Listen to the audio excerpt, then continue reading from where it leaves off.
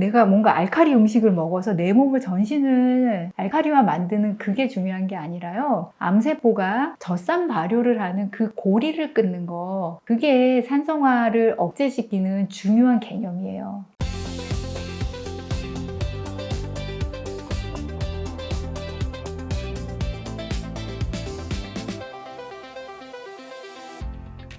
안녕하세요. 암 전문의 김자영 원장입니다. 무엇이 항암 저항성을 만들고 있는가? 그것에 대한 해답이 종양 미세 환경에 있다 이야기하고, 종양 미세 환경 프로젝트 지금 진행하고 있습니다. 그래서 오늘은 그 4번째 시간이고요. 오늘 이야기하는 내용 정말 중요한 내용인데, 종양 미세 환경 제가 7가지 있다라고 하고 이제 진행하고 있잖아요. 이 7가지 중에서요, 이제 암세포가 성장하기 좋기 위해서 만들어지는 환경들이 있다고 하면, 자, 오늘 이야기하는 이 종양 미세 환경은 암세포의 에너지 대사에 있어서 죽느냐 사느냐를 결정하는 너무 중요한 인자여서 암세포도 목숨 걸고 만드는 환경이에요. 그래서 의미가 좀 크죠. 바로 산성 환경입니다. 그래서 오늘 이 산성 환경, 암세포 에너지 대사면에서 너무 중요한 환경이어서 이게 어떤 것인지 여러분들한테 개념 말씀드리고요. 만약에 이 산성 환경을 우리가 줄일 수 있다면 암세포의 에너지 대사를 차단하는 일이 되는 거기 때문에 너무 중요한 일이겠죠. 그래서 우리가 할 수 있는 건 무엇이 있는지 로드맵 제시까지 이야기하겠습니다. 그래서 오늘 이 산성 환경에 대해서 여러분들이 제 영상을 이렇게 보시면요, 여러분들이 원래 알고 있던 개념하고 좀 다르게 이야기를 할 거예요.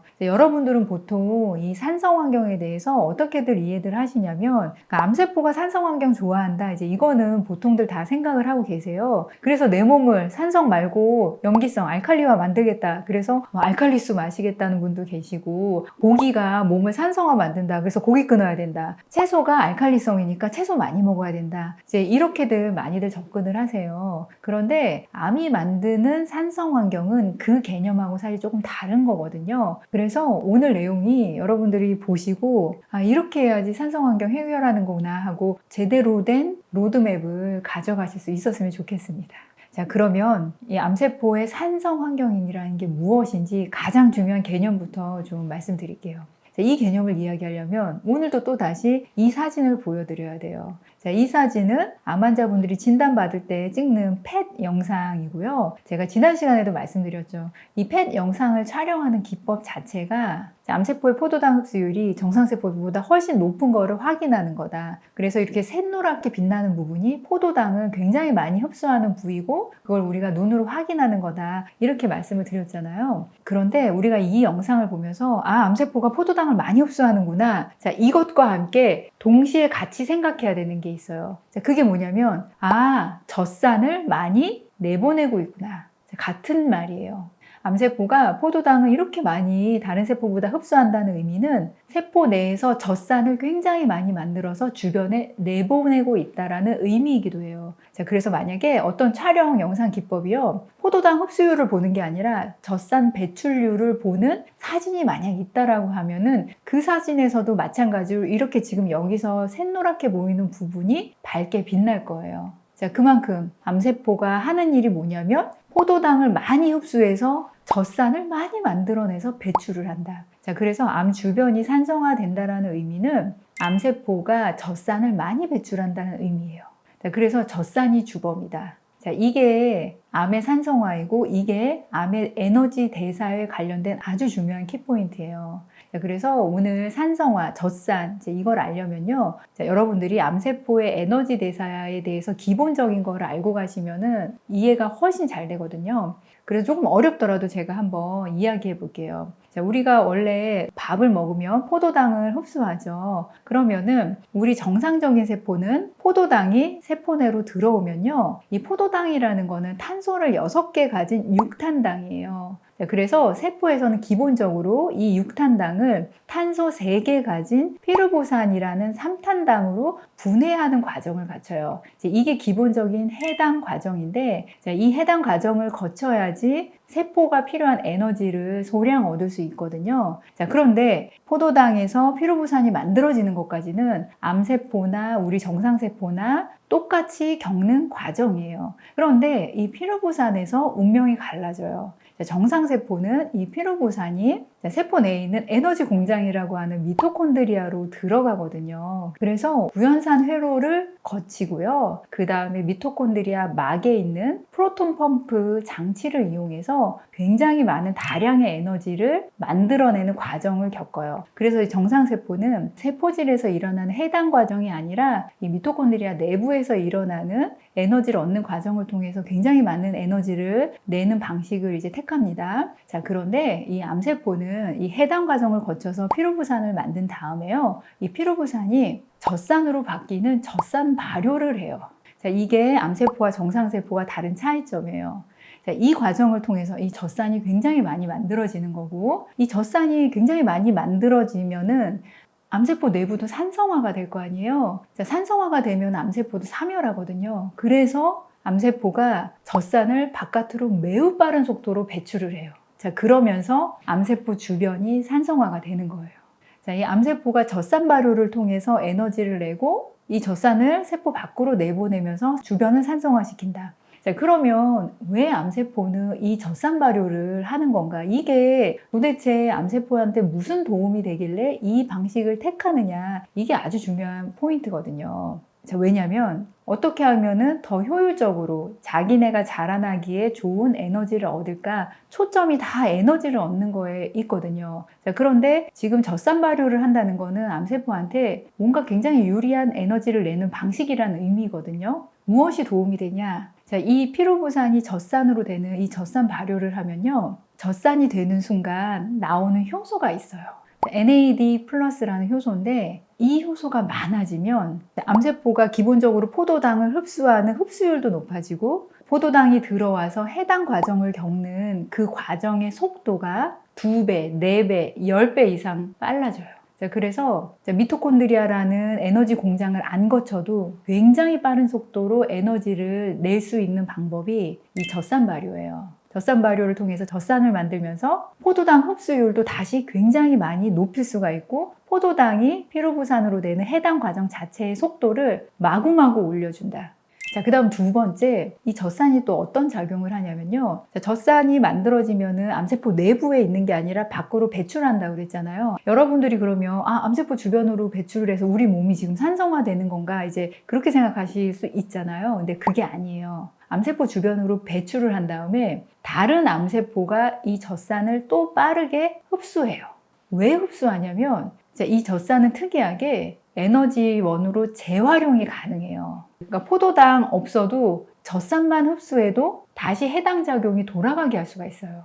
자, 그래서 이제 암세포 주변에서는 어떤 고리가 끊임없이 지금 돌아가고 있는 거냐면요. 포도당을 흡수하는 흡수율이 굉장히 올라간 상태고 포도당이 피로부산이 되는 해당 과정의 속도가 굉장히 빠르고 피로부산이 젖산으로 굉장히 많이 만들어지고 젖산은 암세포 주변으로 배출되고 배출된 젖산은 다시 다른 암세포가 흡수해서 에너지로 재사용하고 이 고리가 굉장히 빠른 속도로 돌아가고 있는 상태가 암세포가 에너지 대사를 하는 방식이고 이거의 한 단면을 우리가 보는 게 펫이라는 영상에서 암세포가 포도당을 아주 빨리 흡수하고 있는 그 모습인 거예요.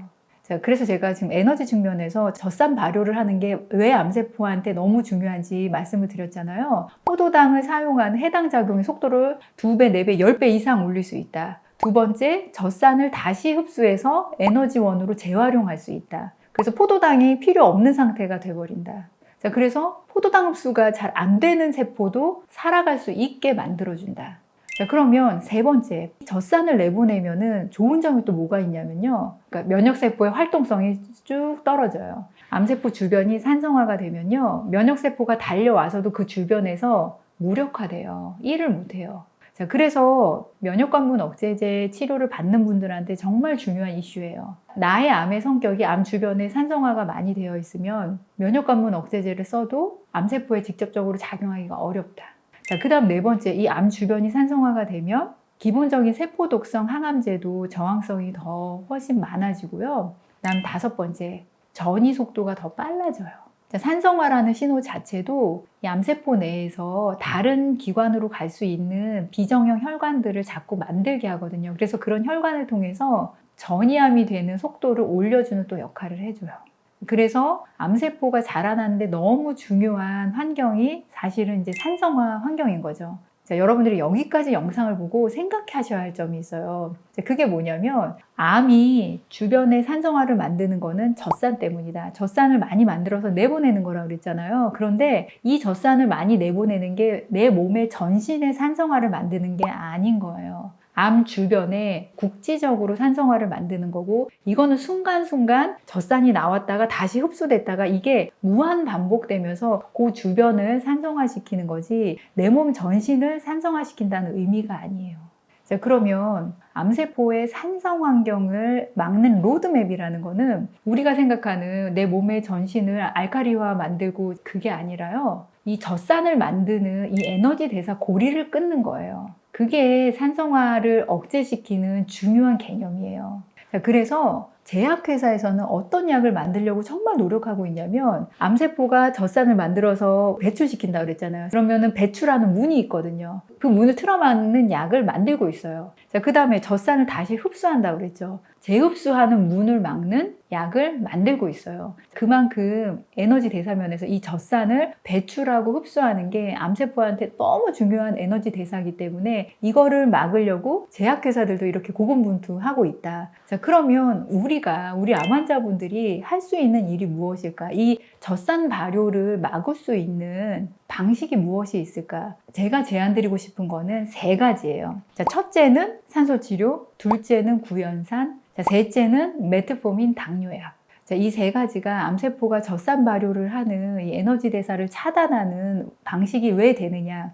자, 첫째, 산소치료라고 제가 얘기했어요. 자, 이거는 사실 제가 지난 시간에 암세포의 저산소증 치료 방법으로 이제 얘기를 했잖아요. 암세포가 저산소증이 되면서 모든 문제가 일어나는 거다. 저산소증이 되면서 포도당 흡수가 많아지는 거다. 제가 지난 시간에 이야기를 다 했죠. 그래서 사실은 포도당을 많이 흡수해서 젖산을 만드는 이 에너지 대사를 시작하게 되는 첫 고리 자체가 저산소증이라고 생각하셔야 돼요. 그래서 이 고리를 막는 데 있어서 중요한 개념이 저산소증을 해결하는 게 상위 개념이 될 수 있다. 왜냐면은 저산소증이 되면 될수록 저산소증으로 인해서 히프1 알파라는 단백질이 만들어지는데 히프1 알파라는 단백질 자체가 암세포 성장 시그널, 그 다음에 이런 대사를 더 많이 하라고 하는 시그널을 계속 올려주거든요. 그래서 그 시그널을 막는 게 일단 중요한데 그 점에 있어서는 산소치료가 가장 도움이 된다. 자, 2번째, 구연산. 우리 몸에 구연산이 많아지면요, 젖산 발효로 가는 신호가 약해져요. 그러니까 우리 몸 세포의 신호에서 구연산이 충분히 많으면은 야, 젖산 발효하지 마 라는 신호가 자꾸 생기거든요. 그래서 젖산 발효로 가는 그 고리의 한 부위를 끊어주는 역할을 해줄 수 있는 게 구연산이에요. 그래서 우리가 몸에 운동 많이 하거나 젖산 많이 쌓이면 피로회복제 마시면 그 안에 구연산이 많이 들어있는 이유도 그 젖산을 낮추기 위해서거든요. 자, 그런데 우리가 암세포의 젖산 발효를 막을 정도로 그 고리를 뭔가 조금이라도 막는 힘을 가할 수 있는 구연산 양이 얼마인지가 사실은 관건일 거 아니에요. 근데 그 구연산 양은 우리가 보통 음식으로 먹는 양으로는 도달하기 좀 어려워요. 우리가 먹는 음식에서 구연산이 그나마 가장 많은 게 뭐냐면 레몬즙이고 그 다음 하나가 감식초거든요. 그런데 레몬즙이나 감식초 자체도 우리가 아주 많이 먹기가 어렵죠. 우리가 아마 레몬 1개 온전히 짜서 드시면은 그거 1개당 구연산 한 0.5g 정도 섭취하는 게 될 거예요. 자, 그리고 감식초 같은 경우는 레몬즙보다 구연산의 양이 더 적어요. 그래서 레몬이라든지 감식초라든지 이런 음식은 우리 몸의 피로를 풀어주는 정도의 젖산을 감소시키는 데는 도움이 될 수는 있는데요. 암세포의 그 세포 시그널을 막는 정도는 되기는 어려운 것 같아요. 그래서 구연산은 먹는 약으로 가루로 팔아요. 그냥 통으로 있는 것도 있고, 그러니까 1g씩이라든지 뭐 2g씩 이렇게 포로 있는 것도 있고요. 그랬을 때 구연산은 적어도 한 3g 이상은 드셔야 돼요.